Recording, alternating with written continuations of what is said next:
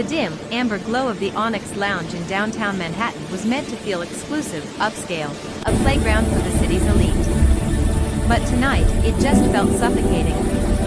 Paige Blake's pulse thundered in her ears, drowning out the smooth saxophone riff drifting from the hidden speakers.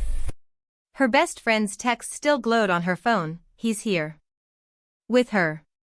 Don't lose it." Too late.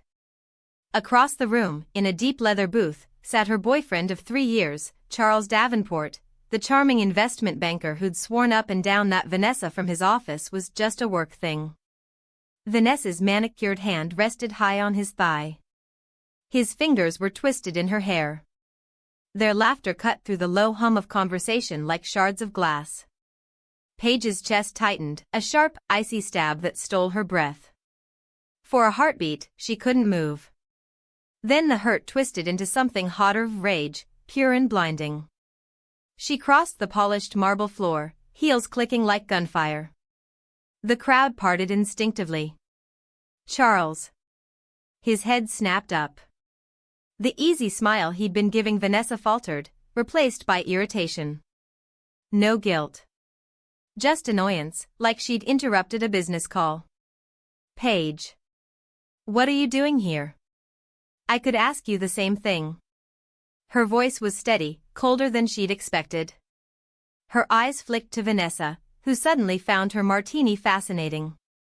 Charles sighed, raking a hand through his perfectly gelled hair. "Look, let's not do this here." "Do what?" "Call out the fact that you're cheating on me in the one bar where half of Midtown's finance crowd hangs out?" A bitter laugh escaped her. "You're worried about a scene?" He stood, towering over her in that way he always did when he wanted to win an argument. His expression hardened. "Fine, you want the truth? I need someone on my level. Someone who challenges me. You're comfortable, Paige. Safe. Predictable." He gestured dismissively at Vanessa. "She's exciting." The words landed like slaps. Public. Brutal. In front of people who mattered, colleagues, clients, rivals. Heat flooded her face, tears pricking her eyes. She wouldn't cry. Not here. Not for him. Then an idea, reckless, insane, perfect, ignited in her mind. She wouldn't slink away broken. She'd leave a mark. Her gaze scanned the bar and landed on him, the man at the end of the counter. Tall, broad-shouldered, in a charcoal Tom Ford suit that screamed old money. Dark hair, sharp jaw, eyes like winter steel. He sat alone, nursing a glass of something expensive, exuding the kind of quiet authority that made conversations dip when he entered a room. Perfect. Paige turned her back on Charles and strode straight to the stranger. He looked up, one brow arching in mild surprise as she closed the distance. She didn't speak. She grabbed his lapels, rose on her toes, and kissed him. Not a peck. A full, furious, pouring out 3 years of devotion kiss. All the hurt, the anger, the betrayal, it fueled the heat of it. For a split second, he froze. Then his hand settled at the small of her back, firm and possessive, pulling her closer. He kissed her back with controlled intensity that sent sparks racing down her spine.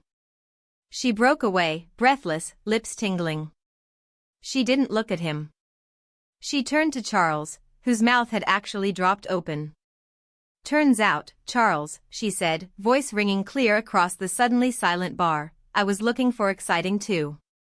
Head high, she walked out into the crisp New York night, leaving stunned whispers and one very intrigued billionaire in her wake. Monday morning at Innovate Design Studio in Soho was its usual creative chaos, MacBooks glowing, mood boards everywhere, cold brew flowing. Paige buried herself in a branding project, trying to outrun the weekend's emotional wreckage. She'd ignored Charles's furious texts and voicemails. The kiss? That reckless, glorious kiss? It made her flush every time she remembered it. Satisfying in the moment. Mortifying in daylight.